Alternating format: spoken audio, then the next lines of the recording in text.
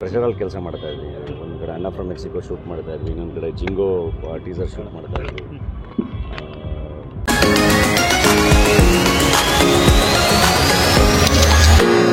Birthday ನನಗೆ ಅಭಿಮಾನಿಗಳ ಜೊತೆ ಆಚರಿಸೋಕ್ಕೆ ಯಾವಾಗಲೂ ಖುಷಿನೇ.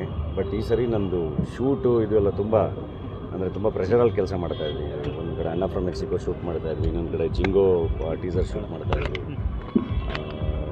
ನಮ್ಮ ಅಜ್ಜಿದ ಆರಾಧನೆ ಇತ್ತು, ಊರಿಗೆ ಹೋಗಿ ಬಂದೆ. ಸೊ ಇದೆಲ್ಲದ್ರ ಮಧ್ಯ ಅಷ್ಟು ಸೆಲೆಬ್ರೇಷನ್ಗೂ ಟೈಮ್ ಆಗಲಿಲ್ಲ ಆ್ಯಂಡ್ ಬೇಡ ಅನ್ನಿಸ್ತು, ಹಂಗಾಗಿ ಮಾಡಲಿಲ್ಲ ಅಷ್ಟೇ.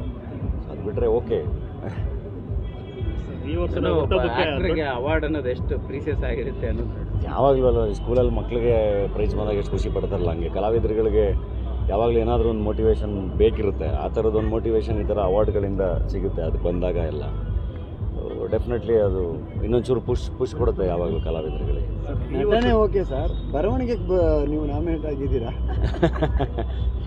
ಅದೊಂದು ಬರೆಯೋದು ಒಂದು ಖುಷಿ ಅಲ್ವಾ, ಲಿರಿಕ್ಸು ಇದೆಲ್ಲ ಏನೋ ನನ್ನ ಖುಷಿಗೆ ಬರೆಯೋದು. ಅದು ಯಾವಾಗಲೂ ಅದು ಟಗರುಪಲ್ಯಾಗೆ ಬರೆದಿದ್ದು.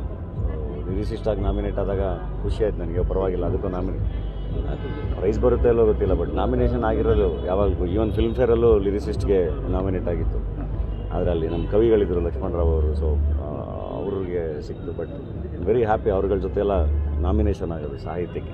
ಈ ವರ್ಷ ಬರ್ಡೇಗೆ ಬಿಗ್ ಸರ್ಪ್ರೈಸ್ ಅಂದರೆ ಜಿಂಗೋ ಒಂದು 2 ಸಾಲ ಆಡಿ ಸಂಬಂಧ ಅನ್ನೋದು ದೊಡ್ಡದಕ್ಕನ, ನಮ್ಮವರು ತಮ್ಮವರು ಇರಬೇಕನ ಅಂತ ಬರೆದಿದ್ದೆ ಸರ್. ಜಿಂಗೋ ಟೀಸರ್ ಬಂದು ತುಂಬ ದೊಡ್ಡ ಸರ್ಪ್ರೈಸ್ ಆ್ಯಕ್ಚುಲಿ ಸಿಕ್ಕಿದ್ದಂತೆ, ತುಂಬ ಒಳ್ಳೆ ಅಪ್ರಿಷಿಯೇಷನ್ ಸಿಗ್ತಾ ಇದೆ. ಜಿಂಗೋ ನನಗೆ ತುಂಬ ಇಷ್ಟ ಆಗಿರೋ ಸಬ್ಜೆಕ್ಟು ಆ್ಯಕ್ಚುಲಿ. ಶಶಾಂಕ್ ಬಂದು ಆ ಕಥೆ ಹೇಳಿದಾಗ ನಾನು ಇಲ್ಲ ಇದನ್ನು ಮಾಡೋಣ ಅಂಥೇಳಿ ಇಮಿಡಿಯೇಟ್ ಎಕ್ಸಿಕ್ಯೂಟ್ ಮಾಡೋಣ ಅಂಥೇಳಿ ಇವಾಗ ಪ್ಲ್ಯಾನ್ ಮಾಡಿ ಅದನ್ನು ಟೀಸರ್ನ ಶೂಟ್ ಮಾಡಿದ್ವಿ.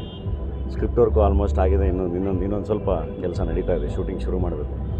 ಡೆಫಿನೆಟ್ಲಿ ಒಂದು ಬೇರೆ ಥರದ ಸಬ್ಜೆಕ್ಟ್. ಏನಾಗುತ್ತೆ, ಕಲಾವಿದರಾಗಿ ನಮಗೂ ಏನಾದರೂ ಒಂದಿಷ್ಟು ಬೇರೆ ಥರದ್ದು ಹೊಸ ಥರದ ಪಾತ್ರಗಳು, ಚಾಲೆಂಜಸ್ಸು ಬೇಕಿರುತ್ತೆ. ಅದನ್ನು ನಿರ್ದೇಶಕರುಗಳು ಬರ್ಕೊಂಬಂದಾಗ ಅದು ತುಂಬ ಖುಷಿ ಕೊಡುತ್ತೆ. And especially writing. ಈಗ ನೀವು ಜಿಂಗೋ ಟೀಸರ್ ನೋಡಿದ್ರೆ ಅದರದ್ದು ರೈಟಿಂಗ್ ಇದೆಯಲ್ಲ, ಅದು ತುಂಬ ಚೆನ್ನಾಗಿದೆ. ಅದಕ್ಕೆ ನಾನು ಅಷ್ಟು ಚೆನ್ನಾಗಿ ಅದನ್ನು ಹೇಳೋಕ್ಕಾಗಿರೋದು, ಪರ್ಫಾರ್ಮ್ ಮಾಡೋಕ್ಕಾಗಿರೋದು. ಸೊ ಒಳ್ಳೆ ರೈಟಿಂಗ್ ಬಂದಾಗ ಅದಕ್ಕೆ 100% ನಾವೇನು ಕೊಡಬೇಕು ಅದನ್ನು ಕೊಡ್ತೀನಿ. ಹಾಗೆ ಜಿಂಗೋ ಡೆಫಿನೆಟ್ಲಿ ಒಂದು ಬೇರೆ ಥರದ ಸಿನಿಮಾ ಆಗುತ್ತೆ. ಅಂದರೆ ಡೆಫಿನೆಟ್ಲಿ ಮಾಸ್ ಸಿನಿಮಾನೇ. ಅಭಿಮಾನಿಗಳು ಹೆಂಗೆ ನೋಡೋಕ್ಕೆ ಇಷ್ಟಪಡ್ತಾರೆ ನನ್ನ, ಹಾಗೆ ಇರುತ್ತೆ. ಯಾವುದೇ ಏನೋ ತುಂಬ ಒಳ್ಳೆ ಹುಡುಗ ಅಥವಾ ತುಂಬ ಸಾಫ್ಟ್ ಆ ಥರದ್ದು ಅಲ್ಲ. ಡೆಫಿನೆಟ್ಲಿ ತುಂಬ ಬೇರೆ ಥರದ್ದೊಂದು ಪಾತ್ರ ಅದು. ನಿಮಗೆ ಜಿಂಗೋಯಿಸಮ್ ಅಂತ ಗೂಗಲ್ ಮಾಡಿದ್ರೆ ಗೊತ್ತಾಗುತ್ತೆ. ಸೊ ಅದರಿಂದ ಡಿರೈವ್ ಮಾಡಿರೋದು ಜಿಂಗೋ ಅನ್ನೋ ಪದನ. ಸಖತ್ತು ಮಜಾ ಕೊಡೋವಂಥ ಪಾತ್ರ ಆಗುತ್ತೆ, ಮಜಾ ಕೊಡುವಂಥ ಸಿನಿಮಾ ಆಗುತ್ತೆ. ಪೊಲಿಟಿಕಲ್ ಥ್ರಿಲ್ಲರ್ ಅಂದರೆ ಕನ್ನಡದಲ್ಲಿ ತುಂಬ ಕಮ್ಮಿ ಆಗ್ತದೆ. ಅಂದರೆ ನ್ಯೂ ಡೆಲ್ಲಿ ಆಗಲಿ, ಆಕ್ಸಿಡೆಂಟ್ ಆಗಲಿ. ಪೊಲಿಟಿಕಲ್ ಥ್ರಿಲ್ಲರ್ ಅನ್ನೋದಕ್ಕಿಂತ ನಿಮಗೆ ಒಂದಿಷ್ಟು ಒಳ್ಳೆ ವಿಷಯಗಳ ಬಗ್ಗೆ ಮಾತಾಡುತ್ತೆ. ಎಲ್ಲ ಊರಲ್ಲೂ ಎಲ್ಲ ಊರಲ್ಲೂ ಎಲ್ಲ ಥರದ್ದು ಒಂದೊಂದು ಲೀಡರ್ ಆಗಬೇಕು ಅಂತ ಇರೋರು ಇರ್ತಾರೆ, ಲೀಡರ್ಸ್ ಇರ್ತಾರೆ, ಅವ್ರಿಗೊಂದು ಫಾಲೋಯಿಂಗ್ ಇರುತ್ತೆ. ಸೊ ಅದನ್ನೆಲ್ಲ ತುಂಬ ಚೆನ್ನಾಗಿ ಒಂದು ಒಳ್ಳೆ ಕಥೆ ಮೂಲಕ ಒಂದಿಷ್ಟು ಬೇರೆ ಥರದ ವಿಷಯಗಳನ್ನ ಶಶಾಂಕ್ ಹೇಳಕ್ಕೆ ಹೊರಟಿದ್ದಾನೆ. And is a very good director. David Mustafa ತುಂಬ ಚೆನ್ನಾಗಿ ಸಿನಿಮಾನ ಕಟ್ಟಿದ್ದು ಶಶಾಂಕ್. ಆಮೇಲೆ ಒಳ್ಳೆ ಟೀಮ್, ನವನೀತ್ ಇರಲಿ ಮ್ಯೂಸಿಕ್ ಡೈರೆಕ್ಟ್ರು, ಏನು ಸಕ್ಕತ್ತಾಗಿ BGM ಹೊಡೆದಿದ್ದಾನೆ ಎಲ್ಲರೂ. ಆ್ಯಂಡ್ ಆ ಥರ ಯಂಗ್ ಟೀಮ್ಗಳ ಜೊತೆ ಕೆಲಸ ಮಾಡಬೇಕು. ಸೊ ಹಂಗಾಗಿ ಮಾಡ್ತಾ ಇದೆ. ಅದು ಸಿನಿಮಾದಲ್ಲೇ ನೋಡಿ ನೀವು ನೋಡಿದಾಗ ಒಂದಷ್ಟು ಜನ ಅಂದರೆ ಲೋಕಸಭಾ ಟೈಮಲ್ಲಿ ರಾಜಕಾರಣಕ್ಕೆ ಬರ್ತಾರೆ ಸುದ್ದಿ ಆಗ್ತಿತ್ತು. ಈಗ ಸಿನಿಮಾ ಮೂಲಕ ಆದರೆ ಇಲ್ಲ ನನಗೇನು ರಾಜಕಾರಣಕ್ಕೆ ಬರೋದು ಅದು ಇದೆಲ್ಲ ಇಂಟ್ರೆಸ್ಟ್ ಇಲ್ಲ. ಬಟ್ ಡೆಫಿನೆಟ್ಲಿ ಜಿಂಗೋ ಆ ಥರದೊಂದು ಪಾತ್ರ, ಒಬ್ಬ ಲೀಡ್ರ್ ಅವನು. ಸೊ ನೋಡಿ, ಮೇ ಬಿ ಒಂದಷ್ಟು ರಂಗಗಳ ಬಗ್ಗೆ ಹೇಳಿರ್ತಾರೆ ಸರ್. ಅದೇ ಮಳೆನಲ್ಲಿ ಸ್ಪೀಚ್ ಕೊಡೋದನ್ನ ಭಾರತ್ ಜೋಡೋ ಯಾತ್ರಾದಲ್ಲೂ ಒಂದಷ್ಟು ಇದಕ್ಕೆ ಇಲ್ಲ. ಅಂದರೆ ಸಿನಿಮಾಗೆ ನಿಮಗೆ ಅಂದರೆ ನನಗೆ ಅದ್ರ ಬಗ್ಗೆ ಐಡಿಯಾನೂ ಇರಲಿಲ್ಲ. ನನಗೆ ಶಶಾಂಕ್ ಹೇಳಿದಾಗ ಮಳೆಯಲ್ಲಿ ಅದು ತುಂಬ ಪವರ್ಫುಲ್ ಆಗಿರುತ್ತೆ, ಚೆನ್ನಾಗಿರುತ್ತೆ ವಿಜುವಲಿ, ಸೌಂಡು ಎಲ್ಲದನ್ನು ಅಂತ ಅಂದರು. ಹಾಗೆ ನಾವು ಮಾಡಿದ್ವಿ. ಆ್ಯಂಡ್ ಡೆಫಿನೆಟ್ಲಿ ಸಿನಿಮಾಗೆ ನಾವು ವಿಜುವಲ್ಗಳನ್ನ ಕಟ್ಟಬೇಕಾದ್ರೆ ಯಾವಾಗಲೂ ನಮ್ಗೆ ಏನು ನೋಡಿರ್ತೀವಿ, ಏನು ಇದು ಮಾಡ್ತಿರ್ತೀವಿ, ಅದರಿಂದನೇ ಲೈಫಿಂದನೇ ತೊಗೊಳ್ಳೋದಲ್ವ ಎಲ್ಲದನ್ನು. ಸೊ ಆ ಥರ ಮೋಸ್ಟ್ಲಿ ಶಶಾಂಕು ಇನ್ಸ್ಪೈರ್ ಆಗಿರ್ಬೋದಾ, ಅಂದರೆ ಆ ವಿಜುವಲಿಂದ ಇನ್ಸ್ಪೈರ್ ಆಗಿರ್ಬೋದು. ಅದಕ್ಕೂ ಸಿನಿಮಾಗೂ ಯಾವುದೇ ಸಂಬಂಧ ಇಲ್ಲ. ಅರಸೀಕೆರೆ ಹುಡುಗ ಸಿನಿಮಾ ಕನಸು ಹೊತ್ಕೊಂಡು ಕೆಂಪೇಗೌಡರು ಕಟ್ಟಿದ ನಾಡಿದ್ದು ಬೆಂಗಳೂರಿಗೆ ಬರ್ತಾರೆ. ಇವತ್ತು ಕೆಂಪೇಗೌಡರು ಪಾತ್ರನೇ ಮಾಡ್ತಿದ್ದಾರೆ. ನನಗೆ ಕಲಾವಿದಾಗಿ ನಾನು ಯಾವಾಗಲೂ ಹೇಳ್ತಾ ಇದ್ದೆ, ಐತಿಹಾಸಿಕ ಸಿನಿಮಾ ಮಾಡೋದು ನನಗೆ ಒಂದು ದೊಡ್ಡ ಕನಸು ಅಂತ. ಇವಾಗ ಅದು ಕೆಂಪೇಗೌಡರ ಮೂಲಕ ಈಡೇರ್ತಿರೋದು ತುಂಬ ಖುಷಿನೇ. ಇಂಡಸ್ಟ್ರಿ ಹೀಗಿದ್ರು 4 ಸಿನಿಮಾ ಪ್ರೊಡ್ಯೂಸ್ ಮಾಡ್ತಾರೆ ಡಾಲಿ ಅವರು ಅಂದರೆ. ಇಲ್ಲ, ಅದು ಏನಾಗುತ್ತೆ ಗೊತ್ತಾ, ನಾವೇ ಇಂಡಸ್ಟ್ರಿ ಜನ ಬರ್ತಾ ಇಲ್ಲ, ಅದಾಗ್ತಾ ಇಲ್ಲ, ಇದಾಗ್ತಾ ಇಲ್ಲ, ನಮ್ಮ ಇಂಡಸ್ಟ್ರಿ ಸತ್ತೋಗ್ಬಿಡ್ತಾ ಇದೆ ಅಂತ ಮಾತಾಡೋದಿದೆಯಲ್ಲ, ಅದು ನೆಗೆಟಿವ್. ಅದನ್ನು ಹಂಗೆ ಮಾತಾಡಬಾರ್ದು ಯಾವಾಗಲೂ. ಹೆಂಗೆ ಸತ್ತೋಗುತ್ತಲ್ವಾ, ನಾವೇ ಪಾಸಿಟಿವ್ ಆಗಿರ್ಬೇಕಲ್ವ.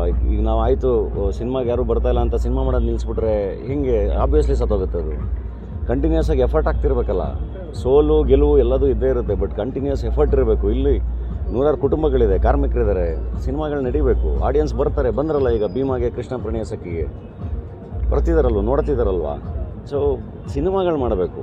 ಒಳ್ಳೆ ಸಿನಿಮಾಗಳು ಬಂದಾಗ ಅವ್ರು ಬರ್ತಾರೆ, ನೋಡ್ತಾರೆ, ಗೆಲ್ಲಿಸ್ತಾರೆ. ಕೆಲವೊಂದು ಸಿನಿಮಾಗಳು ಅವ್ರಿಗೆ ರೀಚ್ ಆಗೋಕ್ಕಾಗಿರಲ್ಲ, ಬೇರೆ ಬೇರೆ ಕಾರಣಗಳಿಗೆ ರೀಚ್ ಆಗೋಕ್ಕಾಗಿರಲ್ಲ. ಕೆಲವೊಂದು ಸಿನಿಮಾಗಳು ಚೆನ್ನಾಗಿರಲ್ಲ, ಅವ್ರು ಬಂದಿರಲ್ಲ. ಸೊ ನಾವು ಪ್ರೇಕ್ಷಕರನ್ನ ದೂರದಲ್ಲಿ ಅರ್ಥನೇ ಇಲ್ಲ. ಅಥವಾ ಹಂಗನ್ಬಿಟ್ಟು ನಾವು ಸಿನಿಮಾ ಎಲ್ಲ ಮಾಡೋದು ನಿಲ್ಲಿಸ್ಬಿಡ್ಬೇಕು ಅನ್ನೋದ್ರಲ್ಲೂ ಅರ್ಥನೇ ಇಲ್ಲ. ಕಂಟಿನ್ಯೂಸ್ ಆಗಿ ಕೆಲಸ ಮಾಡಬೇಕು. ಈಗ ನಾವು ಡೇ ಡೆವಿಲ್ ಮುಸ್ತಫಾ ಥರದೊಂದು ಸಿನಿಮಾದಲ್ಲಿ ಶಶಾಂಕ್ ಸಿಕ್ಕಿದ್ದಕ್ಕೆ, ಈಗ ನನಗೆ ಶಶಾಂಕ್ ಅಂತ ನಿರ್ದೇಶಕ ನನಗೊಂದು ಜಿಂಗೋ ಸಿನಿಮಾ ಮಾಡೋಕ್ಕೆ ಸಿಕ್ಕಿದ್ದು. ನಾನೊಬ್ಬ ಆರ್ಟಿಸ್ಟಾಗಿ ನನಗೆ ಇನ್ನೊಬ್ಬ ನಿರ್ದೇಶಕ ಸಿಕ್ಕಲ್ವ ಅಲ್ಲಿಂದ, ಆ ಸಿನಿಮಾದಲ್ಲಿ ಇಡೀ ಟೀಮು ಜೊತೆ ಇದ್ದಿದ್ದಕ್ಕೆ. ಹಾಗೆ ಈಗ ಟಗರು ಪಲ್ಯದಿಂದ ಒಬ್ಬರು ನಿರ್ದೇಶಕರು ಹಂಗೆ ಅವರೇ ಬಂದು ಮತ್ತಿಂದಲೇನೋ ಒಂದೊಂದು ಸಿನಿಮಾಗಳು ಮಾಡ್ತಾರಲ್ವ. ಸೊ ನಾನು ಕಲಾವಿದಾಗಿ ಇಲ್ಲಿ ಬದುಕಬೇಕು ಅಂದರೆ ಒಂದಿಷ್ಟು ಜನ ಹೊಸ ಕಲಾವಿದರು ಕ್ರಿಯೇಟ್ ಆಗಬೇಕು, ಹೊಸ ನಿರ್ದೇಶಕರು ಬರಬೇಕು, ಹೊಸ ಟೆಕ್ನಿಷಿಯನ್ಸ್ ಬರಬೇಕು. ಹಂಗಾಗಿ ಏನೋ ಒಂದು ಮಾಡೋ ಒಂದು ಒದ್ದಾಟ ಅಷ್ಟೇ. ಸಿನಿಮಾಗಳು ನಡೀತಾ ಇದೆ, ವಿದ್ಯಾಪತಿ ಶೂಟಿಂಗ್ ನಡೀತಾ ಇದೆ, JC ಯೂನಿವರ್ಸಿಟಿ ಶೂಟಿಂಗ್ ನಡೀತಾ ಇದೆ. ಇನ್ನೊಂದು ಸಿನಿಮಾ ಇನ್ನೂ ಅಂದರೆ ಟೈಟ್ಲು ಅನೌನ್ಸ್ ಆಗಿಲ್ಲ, ಶೂಟಿಂಗ್ ನಡೀತಾ ಇದೆ. ಕಂಟಿನ್ಯೂಸ್ ಆಗಿ ಕೆಲಸ ಮಾಡಬೇಕು. It's okay. ಏನೋ ಕಂಟಿನ್ಯೂಸ್ ಆಗಿ ಎಲ್ಲವನ್ನೂ ಗೆದ್ದಿರೋ ಅಂಥವ್ರು ಯಾರೂ ಇಲ್ಲ, ಯಾವ ಸ್ಟಾರ್ಗಳೂ ಇಲ್ಲ. ಸೋಲೂ ಇರುತ್ತೆ, ಗೆಲುವು ಇರುತ್ತೆ. ಖಂಡಿತ ಚೆನ್ನಾಗಿದ್ದಾಗ ಜನ ಗೆಲ್ಲಿಸ್ತಾರೆ. ಜಿಂಗೋ ಮ್ಯೂಸಿಕ್ ಬಗ್ಗೆ ಜಿಂಗೋ ಮ್ಯೂಸಿಕ್ ಸಖತ್ತಾಗಿದೆ. ಫ್ರೆಶ್ ಟ್ಯಾಲೆಂಟ್ಸ್, ಅದೇ ಹೇಳ್ತಿರೋದು, ಹೊಸ ಪ್ರತಿಭೆಗಳ ಜೊತೆ ಕೆಲಸ ಮಾಡಬೇಕು. ನವನೀತ್ ಡೆಫಿನೆಟ್ಲಿ ತುಂಬ ದೊಡ್ಡ ಸಂಗೀತ ನಿರ್ದೇಶಕ ಆಗಿ ಬೆಳೀತಾರೆ. ಮತ್ತೆ ವರ್ಕೌಟ್ ಸ್ಟಾರ್ಟ್ ಮಾಡಿರೋದು ನಾವು ಕೆಂಪೇಗೌಡ ಅದಕ್ಕೋಸ್ಕರ ಅಥವಾ ಹೇಗೆ?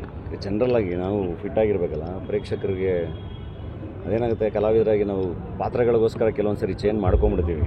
ಅಂದರೆ ತಪ್ಪಾಗೋದು, ಹೊಟ್ಟೆ ಇಟ್ಕೊಳ್ಳೋದು ಎಲ್ಲ. ಆದರೆ ಅದನ್ನು ಇಳಿಸೋಕ್ಕೆ ತುಂಬ ಕಷ್ಟ ಆಗ್ಬಿಡುತ್ತೆ ಎಷ್ಟೊಂದು ಸರಿ. ಬಟ್ ಅದು ಹೊರಗಡೆ that looks as indiscipline. So ಕಲಾವಿದರಿಗೆ ಫಸ್ಟು ಬೇಕಾಗಿರೋದು ಮೇಜರ್ ಇದೇನೇ ಡಿಸಿಪ್ಲಿನ್. ಸೊ ವಾಪಸ್ ಆ ಡಿಸಿಪ್ಲಿನಿಗೆ ಬಂದು ಕೆಲಸ ಮಾಡ್ತಾಯಿದ್ದೀನಿ ಅಷ್ಟೇ. ವರ್ಕೌಟ್ ಮಾಡ್ತಾಯಿದ್ದೀನಿ, ಪಾತ್ರಗಳಿಗೆ ರೆಡಿ ಆಗ್ತಾಯಿದ್ದೀನಿ, ಹೊಸ ಎನರ್ಜಿಲಿ ಕೆಲಸ ಮಾಡ್ತಾಯಿದ್ದೀನಿ. ಸಿನಿಮಾ ಮೇಲೆ ಸಿನಿಮಾ, ಪ್ರೊಡ್ಯೂಸ್ ಮೇಲೆ ಪ್ರೊಡ್ಯೂಸು, ಅವಾರ್ಡ್ ಮೇಲೆ ಅವಾರ್ಡು. ಬಟ್ ಆದರೂ ಡಾಲಿ ಮಾತ್ರ ಯಾಕೆ ಒಬ್ಬರೇ ಅವ್ರೆ ಅಂತವ್ರೆ. ಮದುವೆ ಆಗ್ತೀನಪ್ಪ, ಸದ್ಯದಲ್ಲೇ ಆಗ್ತೀನಿ, ಹೇಳ್ತೀನಿ. ನಮ್ಮ ಅಜ್ಜಿ ಅವ್ರ ಆಸೆ, ಅದನ್ನು ಖಂಡಿತ ಈಡೇರಿಸ್ತೀನಿ, ಆಗ್ತೀನಿ. Thank you.